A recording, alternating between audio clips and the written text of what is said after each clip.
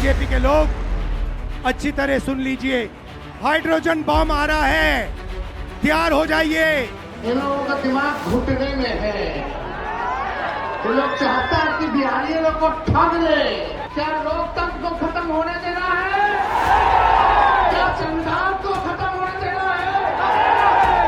Vote चोर, vote चोर। 13 दिन, 25 जिले और 110 विधानसभा, ढेर सारी बयानबाजी के साथ 1300 किलोमीटर चली वोटर अधिकार यात्रा आज समाप्त जरूर हो गई, लेकिन ढेर सारे सवाल पीछे छोड़ गई। सवाल ये कि इस यात्रा का मकसद वोटर अधिकार की लड़ाई थी या फिर चुनाव से पहले माहौल बनाना, क्योंकि इस यात्रा ने बाकी कुछ किया हो या ना किया हो, कांग्रेस पार्टी की उपस्थिति जरूर बिहार में दर्ज करा दी है। और यहीं से उठता है अगला सवाल कि यात्रा का असली मैन ऑफ द मैच कौन, तेजस्वी यादव या फिर राहुल गांधी? आखिर क्यों राहुल गांधी ने मुख्यमंत्री पद के लिए तेजस्वी यादव की दावेदारी पर हामी नहीं भरी? क्या ये सीट शेयरिंग को लेकर कांग्रेस पार्टी की दबाव बनाने की कोशिश है या फिर इसके पीछे कुछ और रणनीति है? और क्यों जाते जाते राहुल गांधी एटम बम के बाद हाइड्रोजन बम फोड़ने की चेतावनी दे गए? इन सब सवालों के जवाब मिलेंगे आपको खबरगांव समाचार के इस अंक में। नमस्ते, मेरा नाम शुभम है और आप खबरगांव देख रहे हैं। क्या वक्फ संशोधन कानून संवैधानिक है? सवाल है जाति जनगणना, जाति कैसे पूछ लिए? कौन रेडिकलाइज हो चुका है? मिट्टी में मिलाने का समय आ गया है। बिहार में पिछले 2 हफ्ते से चल रही वोटर अधिकार यात्रा आज खत्म हो गई। बिहार में चल रहे वोटर लिस्ट रिवीजन यानी कि एसआईआर और वोटर लिस्ट में धांधली कर चुनाव जीतने के आरोपों के साथ विपक्षी दलों ने ये यात्रा निकाली थी, जिसमें लोकसभा में नेता विपक्ष राहुल गांधी और बिहार विधानसभा में नेता विपक्ष तेजस्वी यादव के साथ सीपीआई-एमएल नेता दीपांकर भट्टाचार्य, वीआईपी पार्टी के मुकेश सहनी शामिल रहे। बीच बीच में दूसरे राज्यों से प्रमुख दलों के नेता भी आए, जैसे समाजवादी पार्टी के अखिलेश यादव, तमिलनाडु के मुख्यमंत्री स्टालिन, तेलंगाना के मुख्यमंत्री रेवंत रेड्डी, कर्नाटक के मुख्यमंत्री सिद्धरामैया भी वोटर अधिकार यात्रा में आए और देश भर से विपक्षी दलों के नेताओं को एक मंच पर लाकर राहुल गांधी ने विपक्षी एकता का शक्ति प्रदर्शन भी किया।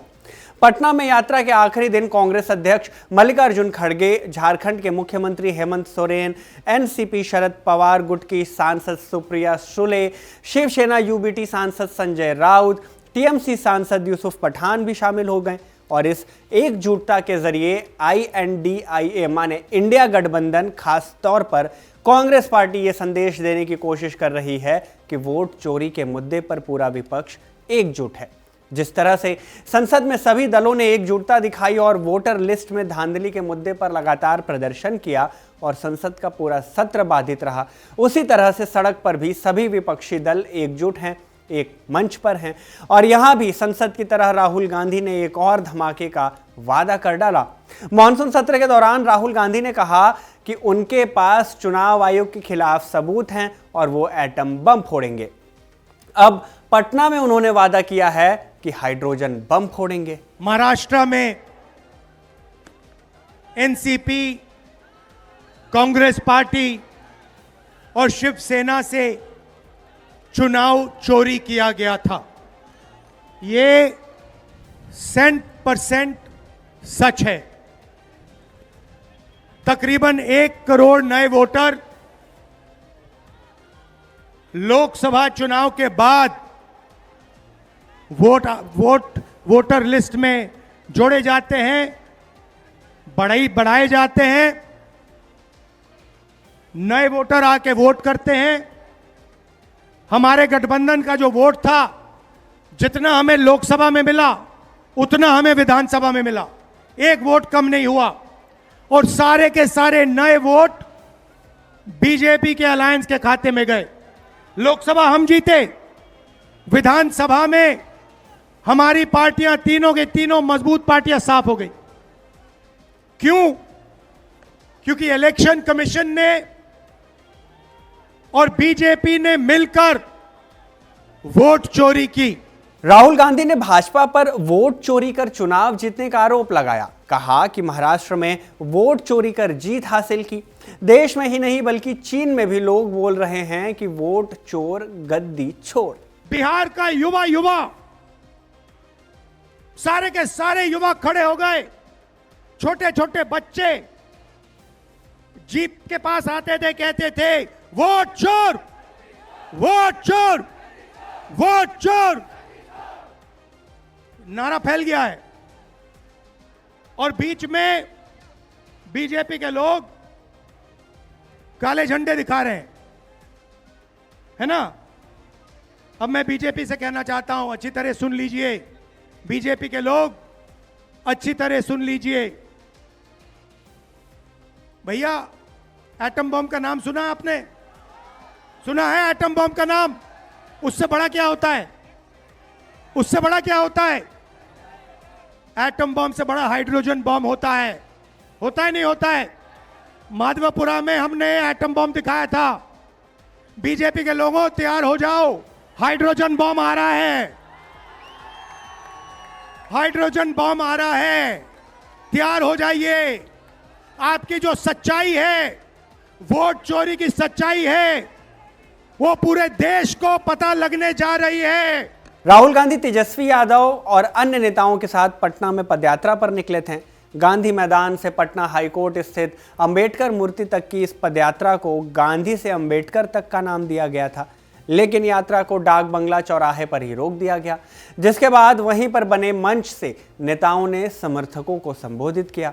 झारखंड के मुख्यमंत्री हेमंत सोरेन ने कहा कि वोट चोरी करने वाले पकड़े गए हैं, हम इसका पर्दाफाश कर रहे हैं।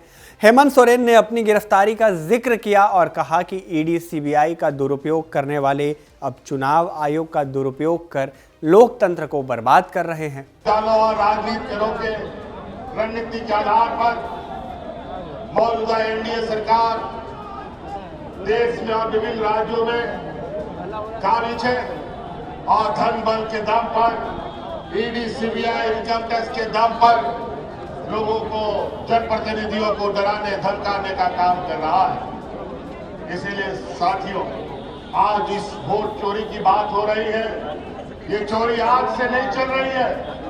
बड़े भाई राहुल गांधी जी ने तो बहुत पहले से इस पर नजर गाड़ रखे थे, लेकिन अंतोगत्वा वो वोट चोरी करने वाला समूह आखिरकार पकड़ा जा चुका है और आज वो लोग आपके सामने उनका पर्दाफाश किया जा रहा है। कांग्रेस अध्यक्ष मल्लिकार्जुन खड़गे ने जनता को मोदी शाह से सतर्क रहने की चेतावनी दी। खड़गे मुख्यमंत्री नीतीश कुमार पर भी हमलावर हुए। कहा कि एक जमाने में समाजवाद की बात करने वाले नीतीश कुमार बीजेपी आरएसएस की झोली में जा गिरे हैं। एक दिन भाजपा और आरएसएस वाले वहां फेंक देंगे जहां कचरा फेंका जाता है। नीतीश कुमार जी वो एक जमाने में सोशलिस्ट की बात करते थे, सारे हिंदुस्तान में फिर के लोहिया का गुण गाते थे, जॉर्ज फर्नांडिस का गुण गाते थे, दूसरे नेताओं का गुण गाते थे। कहां गए वो? कहां सोशलिस्ट के विचार गए? अरे अब तो जाकर आपने बीजेपी के झोली में गिरे हैं, आरएसएस के झोली में गिरे हैं और ये आरएसएस आपको वही फेंकेगी जहां कचरे को। बिहार विधानसभा में नेता विपक्ष तेजस्वी यादव ने एनडीए की डबल इंजन सरकार को अपराध और भ्रष्टाचार में डूबा हुआ बता दिया। तेजस्वी यादव ने आरोप लगाया कि भाजपा लोकतंत्र की धरती से लोकतंत्र को खत्म करना चाहती है। उन्होंने कहा कि न लालू यादव इनके सामने झुके और न ही तेजस्वी यादव झुकेगा। लोकतंत्र की जननी है और ये कुछ भाजपाई लोग, कुछ नहीं, 2 भाजपाई लोग इलेक्शन कमीशन के साथ मिलकर के चाहते हैं इस लोकतंत्र की जननी से लोकतंत्र को ही खत्म कर दिया जाए। अब आप लोग बताओ, बिहार के लोग, क्या लोकतंत्र को खत्म होने देना है? क्या संविधान को खत्म होने देना है? आप बताओ, लोकतंत्र चाहिए कि राजतंत्र चाहिए? ये भाजपा के लोग, इन लोगों का दिमाग घुटने में है। ये लोग चाहता है कि बिहारी लोग को ठग ले। ये मोदी जी चाहते हैं फैक्ट्री लगाएंगे गुजरात में, अब बिक्री चाहिए बिहार में। ऐसा होने वाला है क्या? ऐसे ठग लोगों को ये बिहार की जनता उड़ती चिड़िया को हल्दी लगाना जानती है। यहाँ मोदी जी 11 साल से सरकार में है, भारत सरकार के प्रधानमंत्री, और हमारे तो मुख्यमंत्री इतना बार पलटी मारे हैं कि उनका दिमागे चक्री आ गया है। अब वो अचेत अवस्था में चले गए हैं। ये बिहार में जो सरकार चल रही है, ये डबल इंजन की सरकार, एक इंजन अपराध में है लगा हुआ और दूसरा इंजन भ्रष्टाचार में लगा हुआ है। इस तरह से बिहार में चल रही विपक्षी दलों का वोटर अधिकार यात्रा का समापन हुआ। नवंबर में होने वाले चुनाव से पहले हुई इस यात्रा में जहां एक तरफ विपक्षी दलों ने एकजुटता दिखाई, वहीं दूसरी तरफ सीट शेयरिंग और राज्य में गठबंधन का चेहरा कौन होगा इसका सवाल भी छोड़ गई। जहां एक तरफ राजद खुलकर तेजस्वी सरकार बनाने का आह्वान कर रही है, पार्टी के नेता तेजस्वी यादव को मुख्यमंत्री बनाने का ऐलान कर रहे हैं, खुद तेजस्वी यादव भी मंचों से अपनी दावेदारी और महत्वाकांक्षा का सार्वजनिक प्रदर्शन कर चुके हैं, कांग्रेस पार्टी ने अभी तक तेजस्वी के नाम पर सहमति नहीं जताई। वोटर अधिकार यात्रा के दौरान कई बार राहुल गांधी से बिहार के सीएम फेस को लेकर सवाल पूछा गया, लेकिन राहुल गांधी ने जवाब की बजाय चुप्पी साधे रखी। उत्तर प्रदेश से आए अखिलेश यादव ने भी तेजस्वी की दावेदारी का खुलकर समर्थन किया। तेजस्वी के प्रतिद्वंदी और कांग्रेस समर्थित निर्दलीय सांसद पप्पू यादव ने भी तेजस्वी यादव को जननायक बता डाला और जमकर तारीफ की। यहां तक कि यात्रा के दौरान ही तेजस्वी यादव ने राहुल गांधी को देश का प्रधानमंत्री बनाने का वादा भी कर डाला, लेकिन राहुल गांधी टस से मस न हुए। एक भी बार राहुल ने बिहार के मुख्यमंत्री पद के लिए तेजस्वी यादव को दावेदार नहीं बताया। और यह यूं ही नहीं है, इसके पीछे है कांग्रेस की रणनीति। बिहार में राजद का पिछलग्गू होने की छवि से बाहर निकलने की रणनीति। 13 दिनों में 25 जिलों की 110 से ज्यादा विधानसभाओं से होकर राहुल गांधी और तेजस्वी यादव की वोटर अधिकार यात्रा खत्म हो चुकी है। और यात्रा खत्म होने के बाद जो सवाल सबसे ज्यादा चर्चा में है वो ये कि इस पूरी यात्रा का मैन ऑफ द मैच कौन रहा, राहुल गांधी या फिर तेजस्वी यादव। ज्यादातर लोगों का यही मानना है कि भले ही खुली जीप की ड्राइविंग सीट पर तेजस्वी यादव थे, पूरी यात्रा के दौरान राहुल गांधी छाए रहे। तेजस्वी यादव बैक सीट पर ही नजर आए, राहुल गांधी को बड़ा भाई बताते रहे, लेकिन राहुल गांधी ने न केवल उनकी दावेदारी पर चुप्पी साधी बल्कि बिहार में कांग्रेस की दावेदारी को भी मजबूत किया। इस यात्रा का चुनाव पर क्या असर होगा, क्या ये भीड़ वोटर में तब्दील होगी, इन सवालों का जवाब भविष्य के गर्भ में है। लेकिन इस बात में कोई दो राय नहीं कि राहुल गांधी बिहार में अपनी और कांग्रेस पार्टी की उपस्थिति दर्ज कराने, कांग्रेस को चर्चा में लाने में सफल रहे। वोट अधिकार यात्रा ने कांग्रेस को उस स्थिति में ला दिया है कि अब वो राजद के साथ सीटों का मोल भाव कर सके। पिछले विधानसभा चुनाव में कांग्रेस ने 70 सीटों पर अपने उम्मीदवार उतारे थे, या कहें कि राजद ने कांग्रेस को 70 सीटें चुनाव लड़ने के लिए दी थी, जिनमें से 19 सीटों पर विधायक चुनकर आए थे। परिणाम आने के बाद कांग्रेस के स्ट्राइक रेट पर सवाल उठ रहे थे और कहा गया था कि अगर कांग्रेस पार्टी ठीक ठाक प्रदर्शन करती तो महागठबंधन की सरकार भी बन सकती थी, जबकि कांग्रेस की ओर से कहा गया कि उन्हें ज्यादातर वही सीटें दी गई जहां से हार लगभग तय थी। 2024 के लोकसभा चुनाव में तो सीट शेयरिंग तय होने से पहले ही राजद ने अपने उम्मीदवारों का नामांकन करवाना शुरू कर दिया था, लेकिन 2025 के विधानसभा चुनाव से पहले माहौल बदल चुका है। बेहद आक्रामक और सधी हुई रणनीति के साथ कांग्रेस पार्टी चुनाव मैदान में उतरने की तैयारी में है।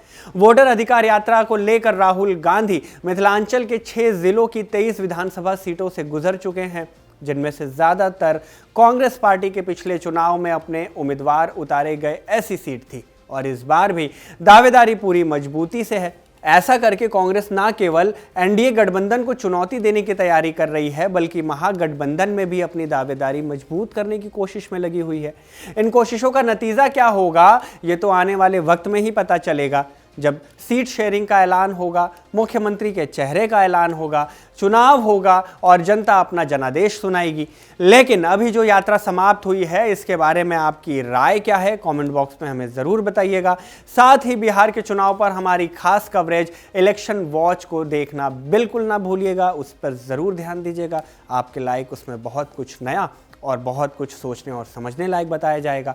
फिलहाल खबरगांव समाचार के इस अंक में बस इतना ही। इस रिपोर्ट को तैयार किया था हमारे साथी गौरव श्यामा पांडे ने और इसे शूट किया हमारे साथी आनंद ने। मेरा नाम शुभम है और आप देखते रहिए खबरगांव।